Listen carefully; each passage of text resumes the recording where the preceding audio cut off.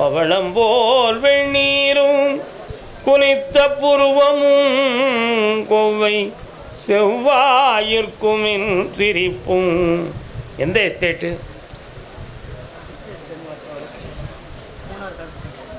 Estate பேர் என்ன?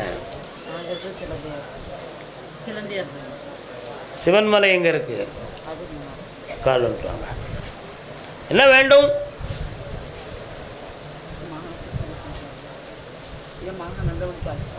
நல்ல வழிக்கு பண்ணுனா நீ நான் சொன்னால் வருத்தப்படக்கூடாது. இன்னொரு தடவை கால் வந்துட்டு உன் பிள்ளையினுடைய பிறவி அம்சத்துப்படி போலீஸ் விசாரணைகள் வரக்கூடிய சூழ்நிலைகள் உண்டு. ஒரு பெண்ணால் அவமானமும் தலைகுனிவும் ஆகக்கூடிய நிலைமைகளும் உண்டு. இடைப்பட்ட காலத்தில் இருக்கும் இடத்தை விட்டு தலைமறைவாக இருந்து கொள்ள வேண்டும் என்ற சூழ்நிலைகளும் வந்ததுண்டு. கால் வந்துட்டோம். இந்த நிலை மாறுமா? அவனுடைய மனம் திரும்புமான்னு கேட்டால் தவறுகளிலிருந்து அவன் பிடிப்பிலிருந்து விடுதலை ஆகுவதாக அவன் இல்லை.